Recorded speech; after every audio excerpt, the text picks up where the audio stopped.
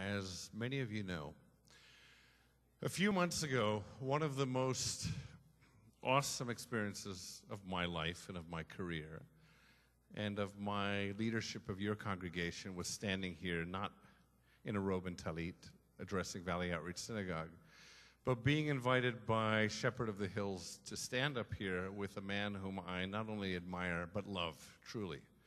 And that's their head pastor who founded this beautiful church that welcomes us year after year with ever more generous and more open arms. So Pastor Dudley Rutherford began this little church. And now imagine that over the next holiday, the next 24, 25 hours, between 1,000 and 2,000 Jewish people will come here to pray because he opened his doors to us. I think when people say, I would have the honor of introducing, they usually speak to that honor. They speak of somebody's place in society, their title, their rank. It's my honor to introduce, and usually a title comes first. And certainly it's my honor to introduce the head pastor of this church to address all of us on this holiest day of our year. But I don't say that merely as an honor because he's the head of a great church. I say that because he's a really extraordinary human being, and it's really my honor, my pleasure, to introduce Pastor Dudley Rutherford of Shepherd of the Hills.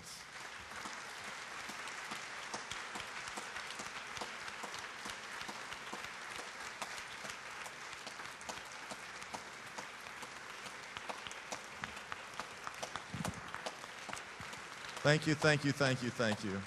You may be seated.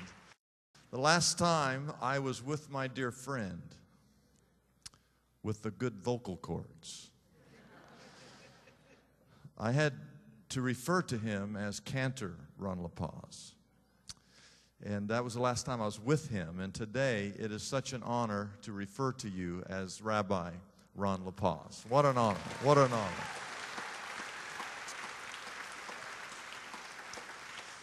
And if I could sing like that, I'd try to become a rabbi myself, if it would work. But I don't think it works that way. But obviously, God has his hand upon this man, upon this fellowship. And Ron asked me just to come and just to welcome and to do a small greeting. And I do want you to know that we are honored and blessed to have you here. In a few months, I will be taking my 10th trip to the nation of Israel.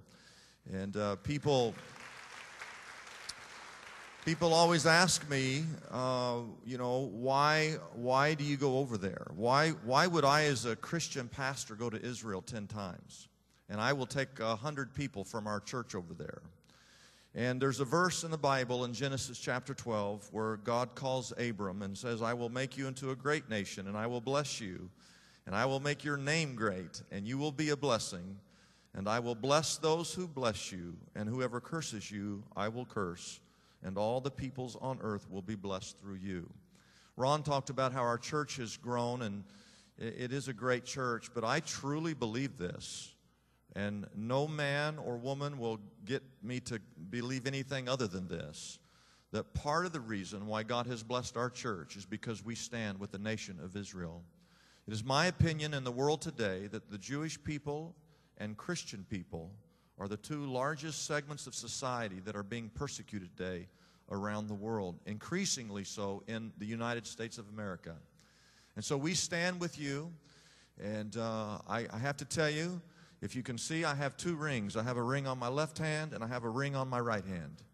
The ring on the left hand is because I'm married. Next year will be 30 years to my beautiful wife.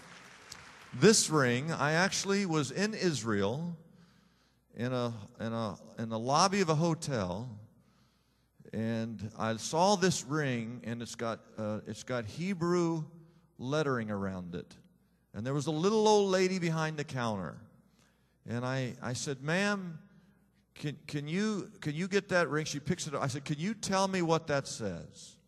And this little old lady had glasses down on the end of her nose.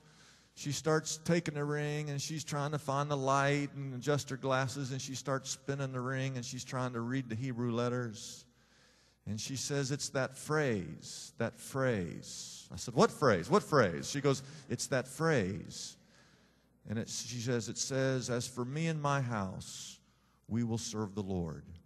And that comes from Joshua the last chapter in the book of Joshua, right before Joshua died. You know, God used Moses to deliver the Israelites out of bondage and got them right up to the promised land.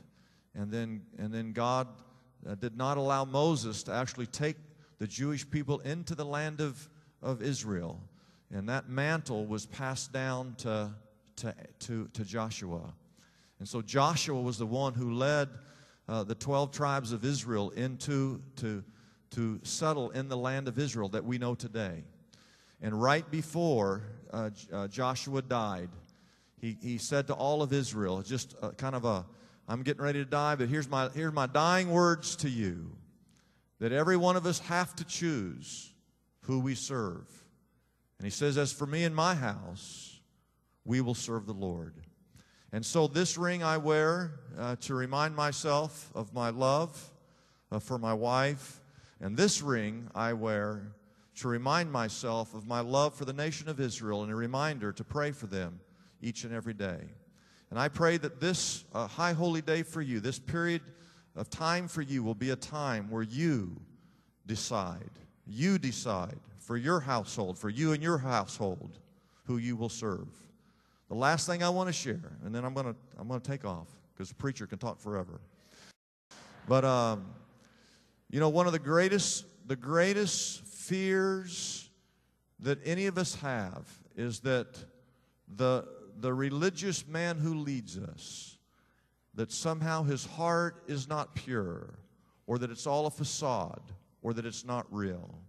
And I will tell you that the time that I have spent with Rabbi Li-Paz, that every word that comes out of his mouth, every thought that goes through that intelligent brain of his is a word of encouragement, a word from the Lord.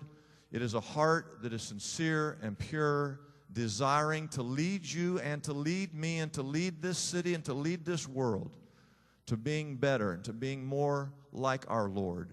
And so you are blessed. And as I turn this back over to your rabbi, I want you to thank him and to show your appreciation to Rabbi Li-Paz.